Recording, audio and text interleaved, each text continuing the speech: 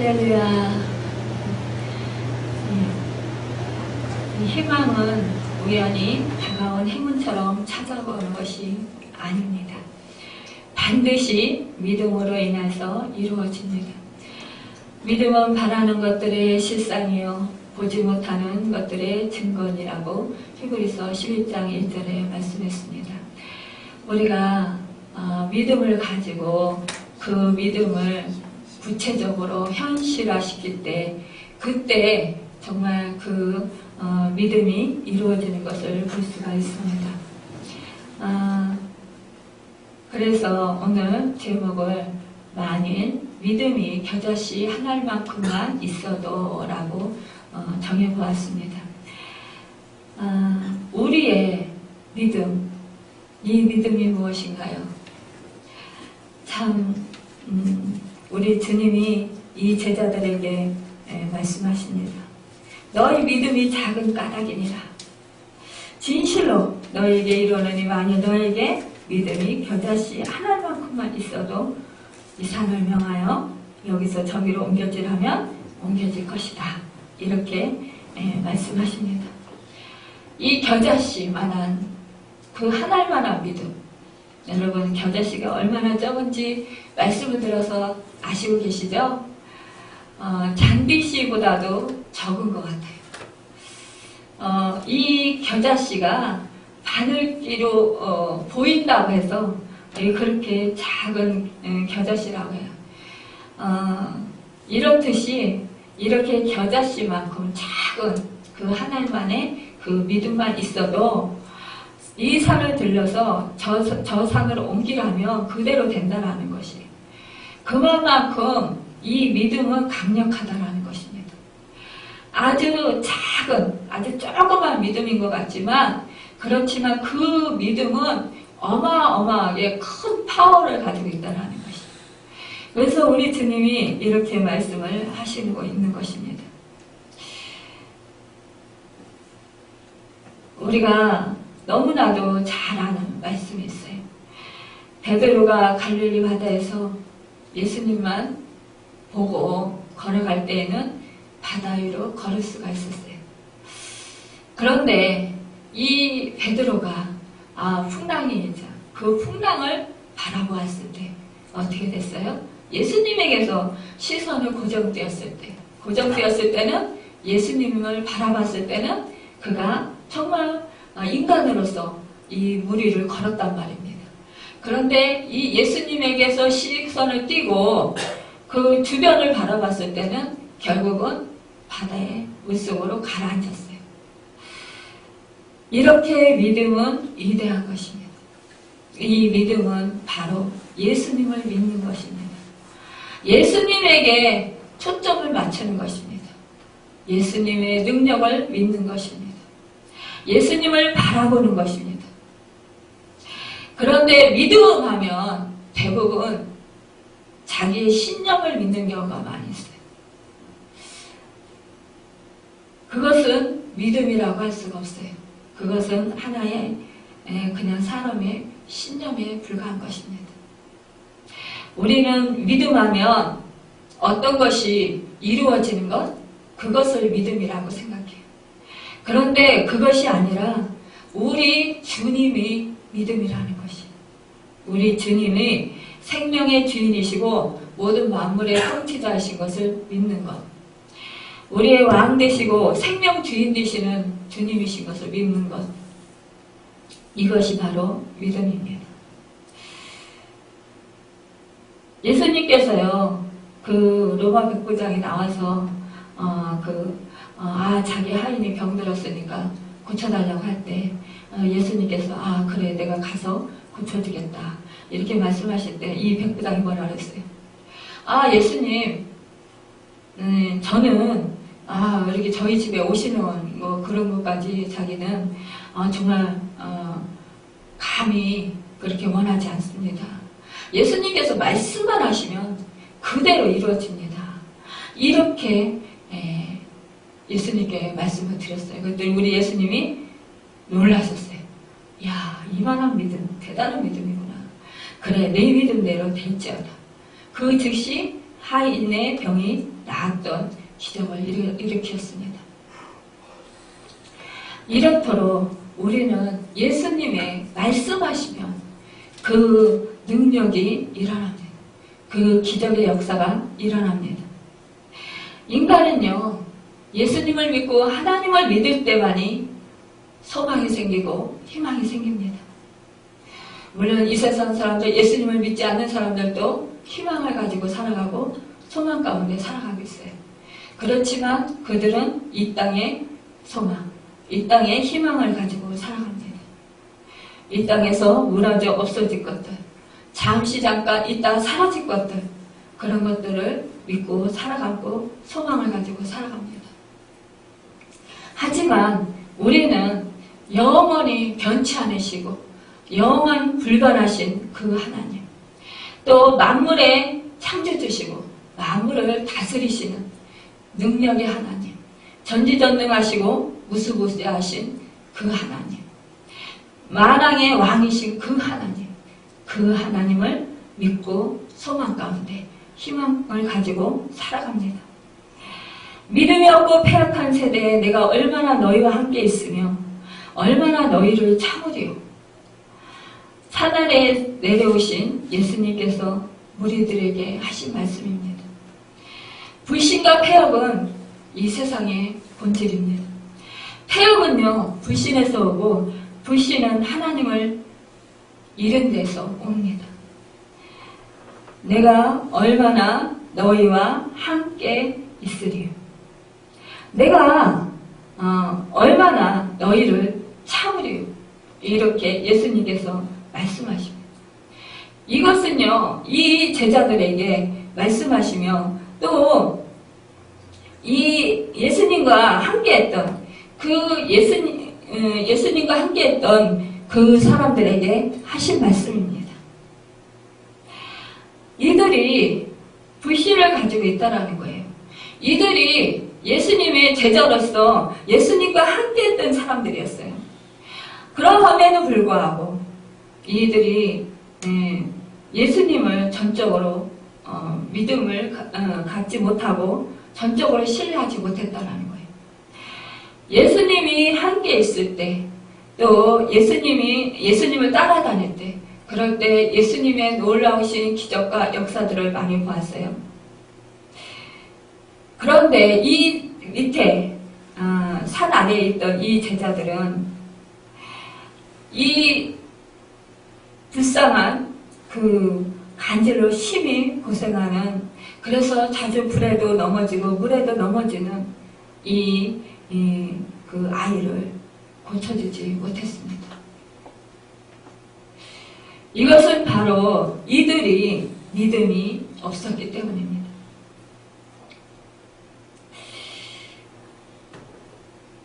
이 제자들이 너무나도 놀라면서 그렇게 말합니다. 주님, 우리가 예전에는 왜 이렇게 그 예수님의 이름으로 병든 자들을 고치고 복음도 전하고 또 귀신을 쫓아냈는데 왜 이때는, 지금은 왜 이 아이가 그 열심히 노력하고 열심히 그 치유 사역을 했는데도 불구하고 왜 치유가 안 되고 귀신이 떠나가지 않습니까? 이렇게 예수님께 말을 합니다. 이 예수님께서 그렇게 말씀하시는 것입니다. 믿음이 작은 까닭이다. 그러면 겨자씨만한 믿음, 그 하늘만한 믿음, 그거를 말씀하셨으면 이 제자들이 그만한 믿음도 없었다라는 거 아니에요. 우리도 이러할 때가 있어요. 이 제자들처럼. 우리도 믿음이 있는 것 같고 정말 어떤 때는 주님의 이름으로 병든 자에다 손을 얹어서 기도하면 병든 자가 치유되기도 하고 또 귀신이 떠나가는 역사도 일어나고 또 우리가 정말 그 어떠한 문제 앞에서 그것을 담대히 뛰어넘어서 그 문제 속에서 빠지지 아니하고 우리가 넘어지지 아니하고 그 문제를 정말 뚫고 나가는 넘어서는 그런 믿음들로 정말 우리가 승리할 때가 있습니다. 그런 때는 너무나 기쁘고 정말 세상을 다 얻은 것 같고 너무나 감사하고 감격이 넘쳐요. 그런데 우리가 어느 날 보면 정말 그 작은 아주 조그만 그런 사사로운 일에도 우리가 믿음을 잃어버릴 때가 있어요. 그래서 내가 예수를 믿은 것이 헛되구나. 이렇게 예수를 믿어서 될 것인가. 차라리 예수를 믿지 않는 게 낫지 않을까. 이런 생각을 할 때가 있다는 것입니다. 그리고 우리가 염려하고 두려워하고 정말 그 어떠한 작은 사건 하나에 누구의 어떠한 말 한마디에 상처를 받아가지고 어쩔 줄 몰라 하면서 막 그러면서 세상을 다 잃은 것처럼 우울해하고 절망하고 좌절하고 근심하고 그러면서 한숨 쉬고 슬퍼하고 낙심하고 그리고 하나님께 하나님 정말 하나님이 계십니까 안 계십니까 이러면서 원망을 당하고 그런 때가 우리에게도 있다는 것입니다. 이 제자들만 있는 것이 아니라 우리에게도 있다는 것입니다. 이것이 바로 우리의 문제라는 것입니다. 우리가 언제나 이렇게 믿음을 가지고 있으면 얼마나 좋겠어요. 근데 세상을 살아가면서 누구 그 말 한마디, 누구의 행동 하나, 누가 한 사람의 그런 나를 실망시키는 일, 그런 사건을 통해서 우리가 정말 믿음을 잃어버릴 때가 얼마나 많이 있는지. 그렇기 때문에 우리 주님이 이 제자들에게 그렇게 말씀하시는 것입니다. 너희 믿음이 작은 까닭. 그렇다면 겨자씨보다도 더 작은 믿음. 그 믿음이라면 우리에게는 구원받는 믿음, 그 믿음 말고 다른 믿음은 없다라는 것일까요? 아니면 구원받는 믿음도 없다라는 것일까요? 우리가 예수 그리스도를 구세주로 영접하고 그리고 내 안에 내 주인으로 모십니다. 그리고 우리는 구원 얻은 확신과 기쁨에 감격을 누리고 죄사함 받고 의롭다함 받고 하나님의 아들, 딸이 된 것에 대해서 너무 기쁨과 감격을 누리면서 정말 세상을 다 얻은 것처럼 하나님께 찬양하고 영광을 드립니다. 그때 우리가 세상을 살아가면서 그 믿음, 그 감격, 그 하나님의 그런 그 축복의 은혜를 누리면서 계속 지속적으로 살아가면 얼마나 좋겠어요. 그렇지 못하다라는 것입니다.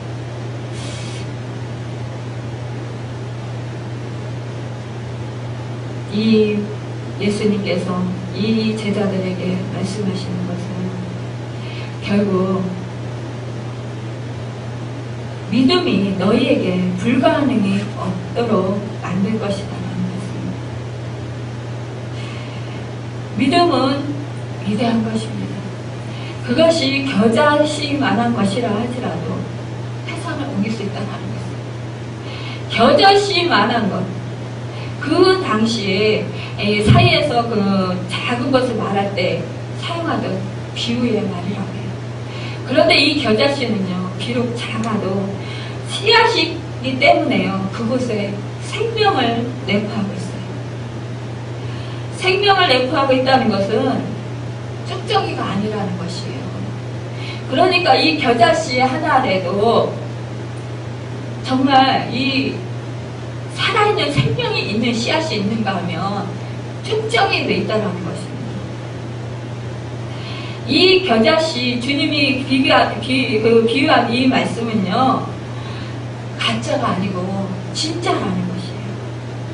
생명이 있는 씨앗은 진짜라는 것입니다. 진짜 씨앗은 싹이 트고 자라나고요. 힘이 있고 또 꽃을 피고 많은 열매를 맞아요. 이 겨자씨 비유에서 보면은요. 천국에 대한 비유를 하시잖아요. 이 겨자씨, 조그만 이 겨자씨가 큰 나무처럼 자라서 그래서 공중에 나는 새들도 깃들 만큼 그렇게 큰 나무를 자란다고 했어요. 그만큼 이 믿음은 생명력이 넘치는 그 작은 믿음인 것 같지만 그러나 그런 강력한 그런 큰 힘을 갖는다라는 것이 능력이 있다라는 것입니다. 우리가 천국 보고 그 천국 비유의 말씀 속에서요. 우리 주님이 말씀하실 때 누룩에 대해서 말씀하셨고요. 적은 누룩이 그 가루 속에 들어가면 그 가루가 부풀어서 그 많은 그런 그 빵을 낼 수가 있잖아요. 그리고 좀 전에 말씀드렸던 그 큰 나무를 이루어서 공중에 나는 새도 깃들게 하는 그런 놀라운 그런 번성의 그런 역사가 있습니다. 우리 주님은요 작은 것을 가지고 역사를 하셨어요. 말하자면 두 마리의 그 물고기와 어린이가 바친 그 도시락, 그 5덩어리의 떡, 그것을 가지고 5,000명, 5,000명을 먹이고도 12가지나 남기는 그런 역사를 이루었습니다. 여러분, 우리 주님은요 아주 작은 것, 그런 것을 가지고 비유를 많이 드셨어요. 또 역사를 해주셨어요.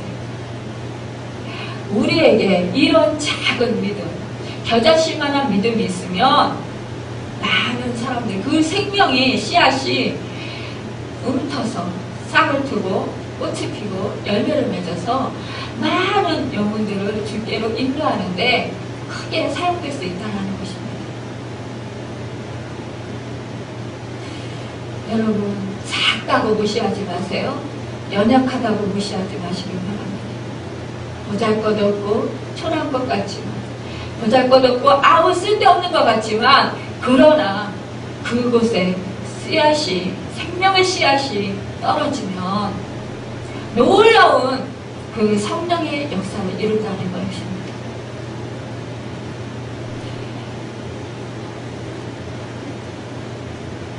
며칠 전에 우리가 그 할머니 이제 그 영접 기도를 위해서 병문안에 갔지 않습니까?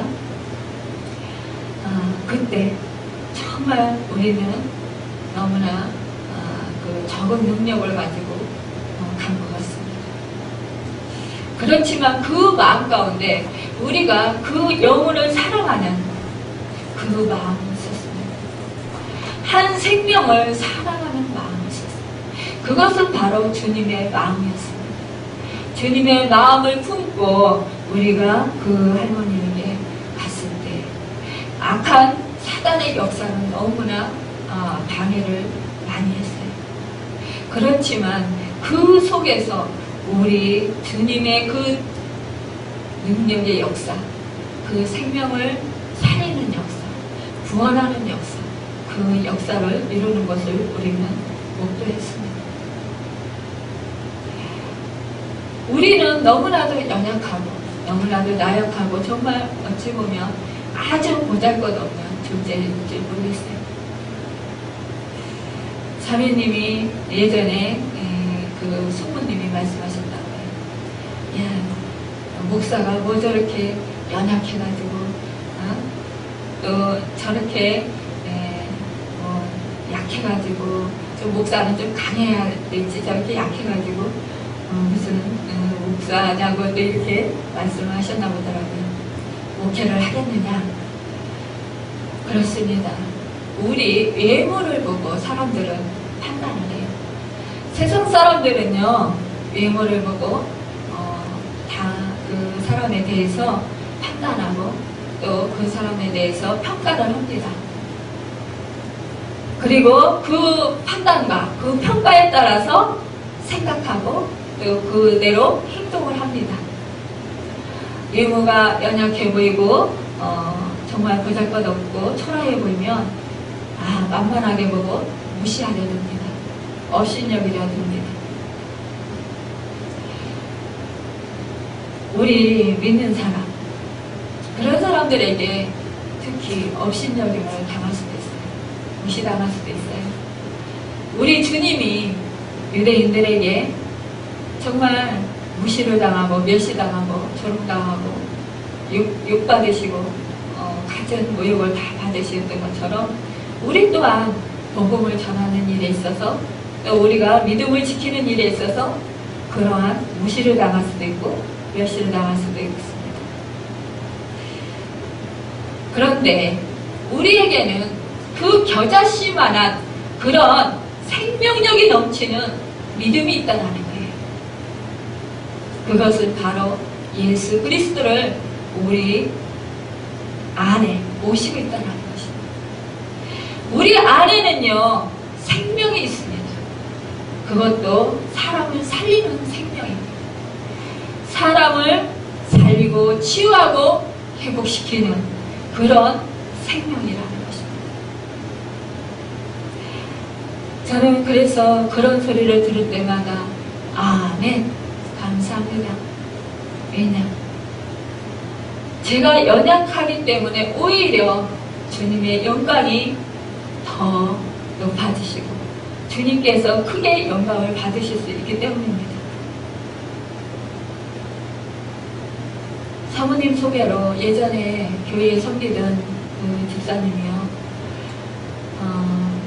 신족해가지고 마음의 상처를 받아서 교회에 나가지 않고 지금 집에서 쉬고 계신 그런 집사님이 한 분 있습니다.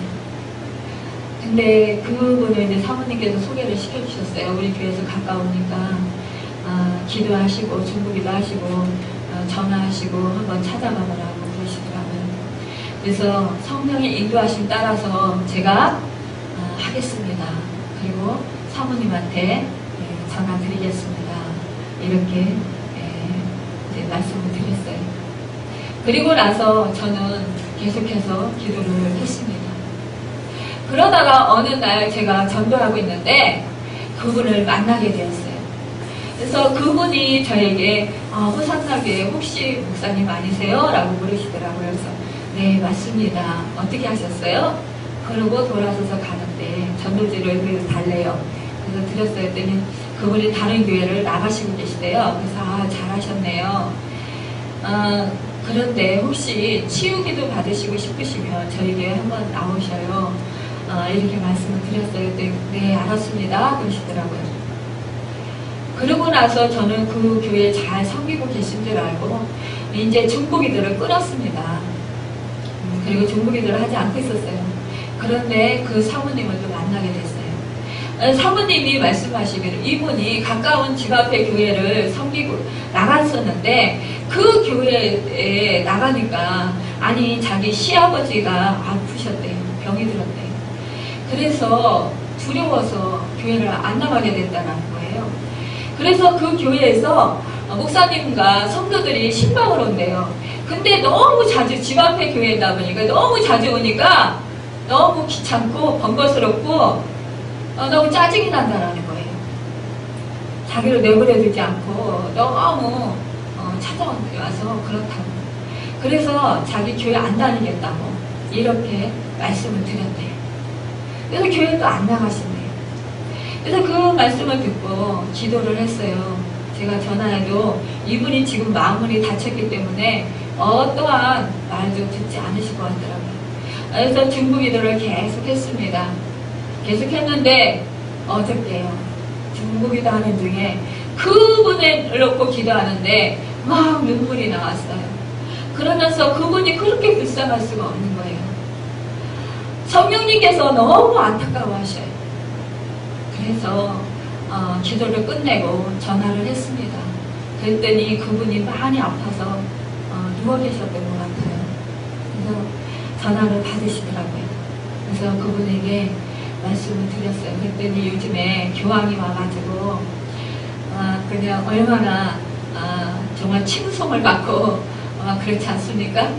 그러다 보니까 이분이요 자기 이제 교회 안 나가겠대요. 성당에 가겠대요. 그래서 제가 성당에 나가시는 거에 대해서 저는 찬성하기가 좀 그렇습니다. 집사님이시죠. 근데 교리가 어떻게 다른 건 아시죠? 라고 말씀을 드렸어요. 그러면서 마리아 상에 먼저 기도하고 들어가는 거, 마리아를 통해서 그 축복을 빌어달라고 기도하는 거, 또 그 신부에게 그 고해성사를 하는 문제 같은 거, 이런 것에 대해서 쭉 말씀을 드렸어요. 그랬더니 자기도 안 돼요. 아는데도 가겠대요. 그래서 제가 그렇게 말씀드렸습니다.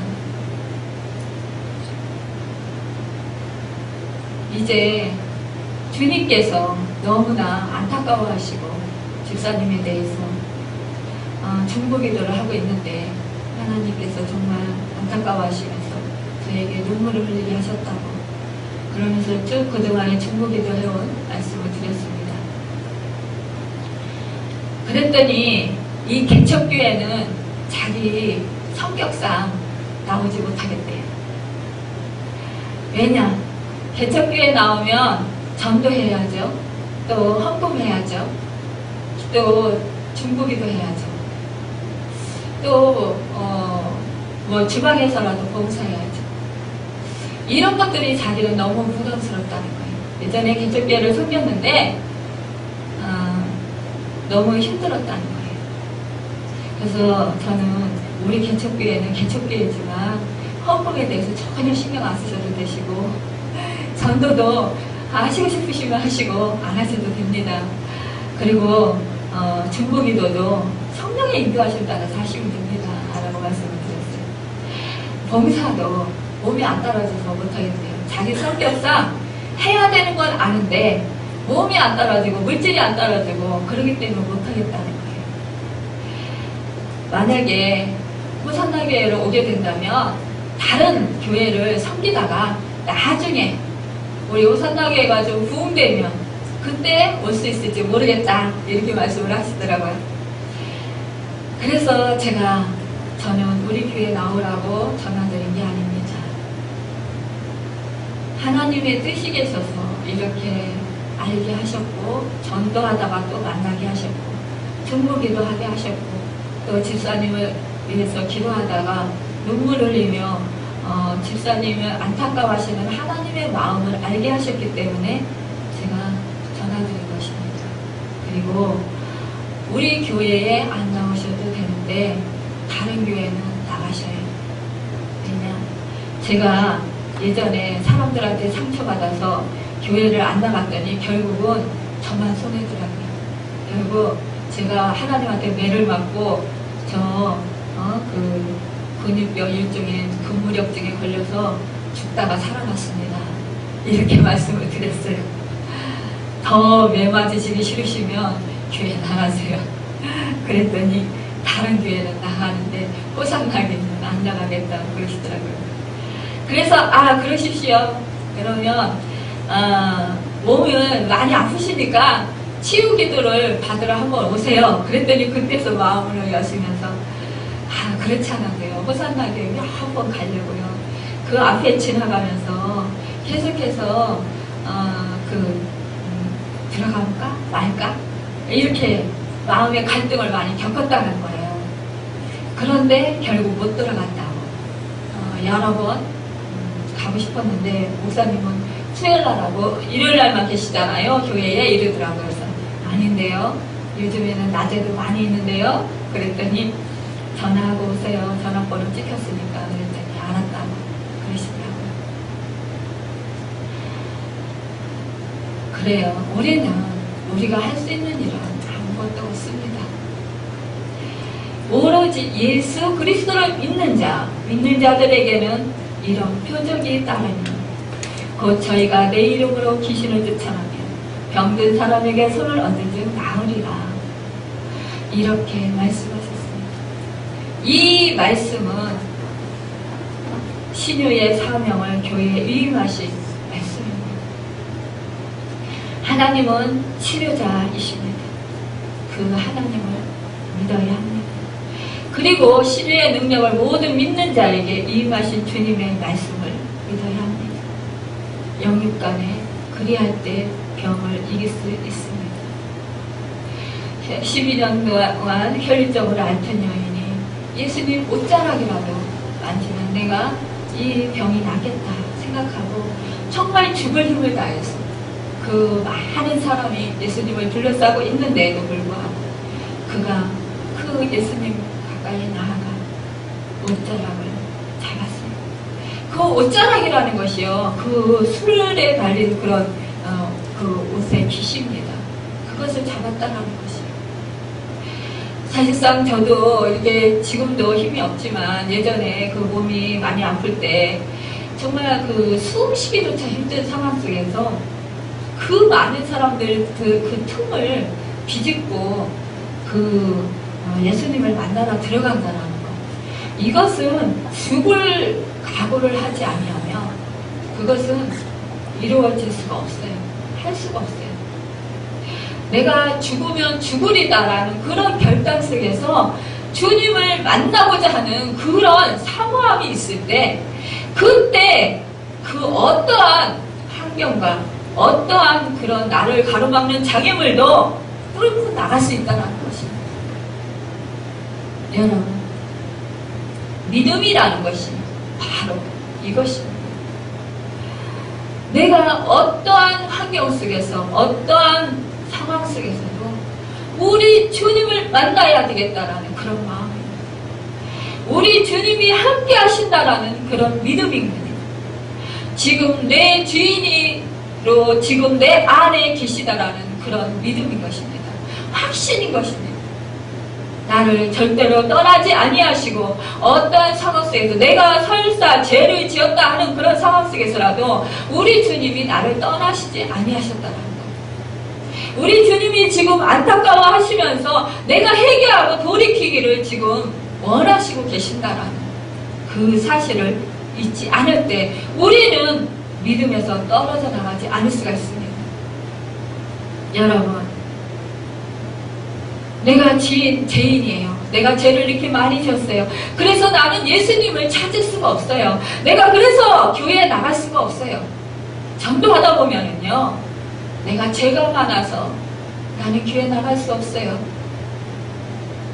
이렇게 말씀하시는 분들이 있어요. 설사 교회에 다니시다가도 내가 죄가 많아서 무서워서 두려워서 교회에 나가지 못하겠어요. 이렇게 말하시는 분들도 있어요. 이것은 겸손한 것 같죠? 그렇지 않습니다.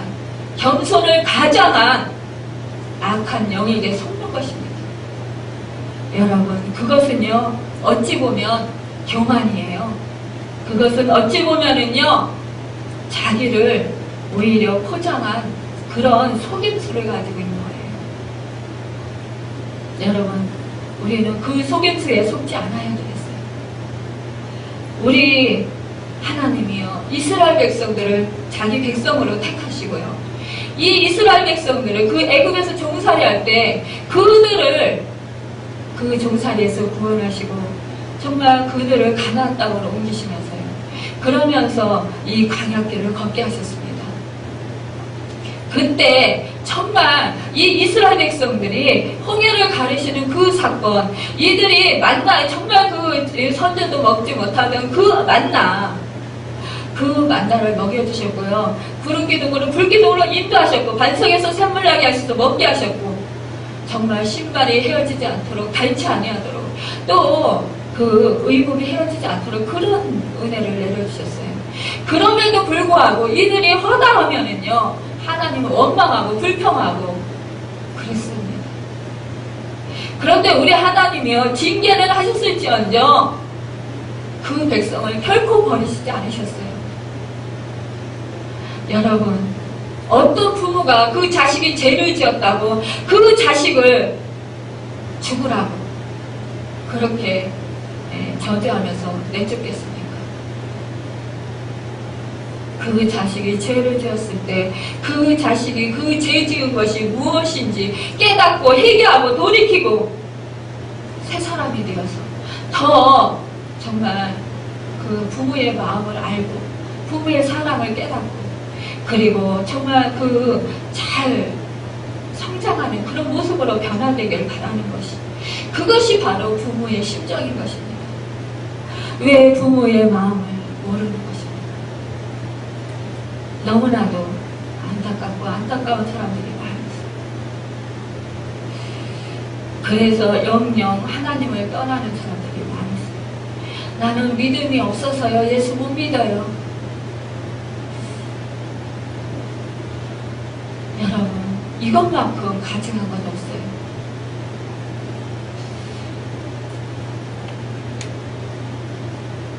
우리가 흔히 우리 주님을 믿는다고 하면서 나는요 기도할 수 없어요. 나는 기도를 못해요. 나는 바빠서 교회에 갈 수 없어요. 나는 하나님이 안 믿어져요. 찾아보았느냐고요. 우리 하나님을 찾아보았느냐고요. 우리 하나님께 구애받냐고요. 간절한 마음으로 찾지도 않냐고 구하지도 아니하고 그러면서 내 기도는 안 들어주셔요. 나는 기도를 못해. 여러분, 우리 하나님이 여러분 형편을 몰라서 그래서 기도받기를 원하십니까? 절대로 아니죠. 우리 하나님은요 우리의 마음과 우리의 생각까지 오히려 우리의 형편을 더 잘하시고 계시는 거예요. 나보다도 나를 더 잘하시고 계시는 거예요. 그거는 우리가 태어나기 전서부터요 우리를 택하시고 우리 때에 하나님 때에 우리를 부르셨어요. 그리고 또 우리의 미래를 다 아시고 계셔요. 우리의 장래에 어떠한 일이 있는 것도 우리 하나님께서 다 계획하고 계셔요. 여러분, 그런데 그 하나님이 무엇이 부족해서 여러분이 기도하기를 원하실까요? 그것은 바로 여러분과 친밀해지기 위해서입니다. 얼굴을 마주대고 서로 대화하고 싶어서예요. 어렸을 때는, 아기가 어렸을 때는요 정말 엄마 떨어졌으면 죽는 건 줄 알아요. 그래서 엄마만 안 보이면 막 앙앙거리고 울고 막 난리를 나요. 막 동네방네 떠나가기로 울고. 뭐 가까운 사람 그 친척들이 안아줘도요 소용없어요. 그런데 좀 커서 사춘기가 되면 이제 그 엄마 필요 없다는 거예요. 친구들이 좋다는 거예요. 근데 친구들이랑 놀러 다니고 그리고 살살 이제 부모를 속이고 거짓말을 해요. 부모가 그걸 모르니까 알죠. 그런데요 좀 더 커보십시오. 이제 사회인이 되보십시오. 그러면 이제는 거의 나가서 살다 싶다니까 집에서 거의 밥 한 끼 같이 먹는 것도 사실상 어려워요. 그러다 보니까 부모와 자식 간에 그 핏줄이 연결이 돼 있을 뿐이고 한 집에서 살다 뿐이지 일주일에 몇 번이나 얼굴을 보겠어요. 그러면 이 부모는 이 자식이 잘 지내고 있나, 이 자식이 어떻게 지내고 있나, 그 궁금해요. 그리고 얼굴도 보고 싶고, 얘기도 하고 싶고, 함께 있고 싶고 그래요. 무슨 말을 안 하더라도 그냥 같이 얼굴만 보고 있어도 좋고, 그냥 분위기가 그냥 가족 그 분위기가 화기애애한 것 같고. 같이 있는 것만 해도 좋은 거예요. 이 마음이 바로 하나님 아버지의 마음이고 주님의 마음입니다. 여러분, 그 마음을 헤아리시기 바랍니다. 우리 주님이 내 안에 생명으로 충만히 계실 때 그때 이러한 놀라운 역사들이 일어나는 거예요. 생명의 역사. 우리 할머니가 정말 그래도 그 따님의 기도로 또한 그동안에 따님한테 말씀을 듣고 정말 교회는 나가지 않았지만 사모함으로 하나님을 찾고 주님을 의지하고 하늘나라를 소망하고 그렇게 사셨기 때문에 그저 말씀만 한마디만 전해도 아멘 아멘 아멘 하시고 그렇게 기도할 때도 영접기도 받으실 때도 눈물을 흘리시고 정말 그 모습이 얼마나 아름다웠는지 몰라요. 저가 그렇게 아름답고 그렇게 제가 감동을 받고 또 감사했고 기뻤는데 하나님 아버지께서는 얼마나 더 기쁘시겠어요. 얼마나 사랑스러우시겠어요. 정말 천국에서 그 잔치가 일어나는 것이 느껴졌어요. 천국에서 너무너무 기뻐하시는 그 기쁨이 저에게 느껴졌어요. 여러분, 이것이 바로 믿음의 능력이라는 것이에요. 그분은 교회도 가지 않았습니다. 그저 따님한테 그냥 흘려듣는 그런 하나의 그냥 말씀이었을지 모르겠어요. 어쩌다 글쎄요, 그 따님이 몇 번이나 가셔서 말씀을 전하셨는지, 전화로 몇 번을 통화하고 말씀을 전하셨는지 그건 모르겠어요. 그 따님의 끝없는 그 부부를 향한 사랑을 안고 주님의 사랑을 안고 중비 기도를 계속해서 하셨겠죠. 그런데 그 말씀의 그 역사, 생명의 씨앗이 그 속에 떨어집니다. 그 생명이 살아나서 그런 놀라운 그런 역사를 이루었습니다.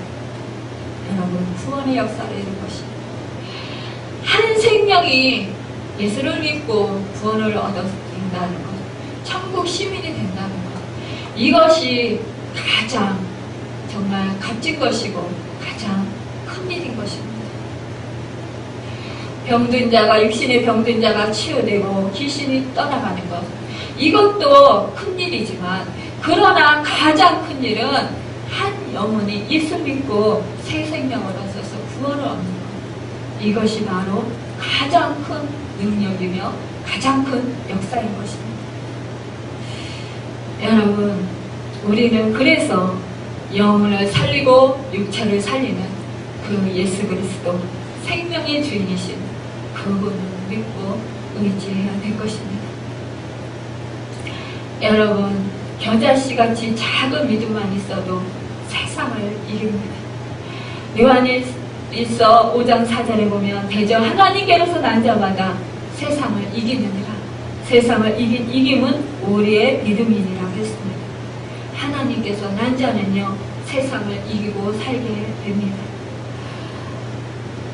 공중권세 잡은 마귀가 계속해서 우리 믿는 사람들을 공격하고 믿음으로 살지 못하도록 이 제약된 세상 속에서 이 세속화되도록 그렇게 우리를 부추깁니다. 그래서 우리 믿는 사람들에게 환난과 고통과 고난이 있을 수 있어요. 또한 이 세상 사람들로부터 핍박과 또 조롱과 멸시와 천대를 받을 수도 있습니다. 그렇지만 그 모든 환난과 모든 고난과 모든 핍박과 세상의 모든 그런 것들을 예수님의 그 믿음으로 넉넉히 이길 수가 있는 것입니다. 그것은 예수 그리스도께서 주시는 그 능력으로 이길 수 있는 것이에요. 성령의 능력으로 우리가 이길 수 있는 것입니다. 요한복음 16장 30절에서 예수님께서 이렇게 말씀하십니다. 세상에서는 너희가 환난을 당하나 담대하라. 내가 세상을 이겼노라. 여러분, 예수님은 세상을 이기셨어요.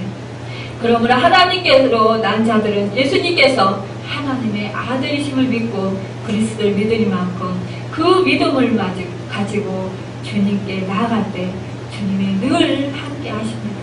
성령님이 늘 함께 하십니다. 그래서 성령의 전신갑주를 입게 하시고 그 성령의 전신갑주로 우리가 악한 세계를 물리치고 또한 이 세상 속에서 세상을 넉넉히 이기는 삶을 살아갑니다. 어떠한 난관과 어떠한 고통 속에서도 우리가 승리의 계가를 부를 수가 있어요. 뒤로 물러가서 침노하는 자가 아니라 멸망하는 자가 아니라 자꾸 앞으로 나아가는 그런 승리의 축복된 자들이 될 수 있다는 것입니다.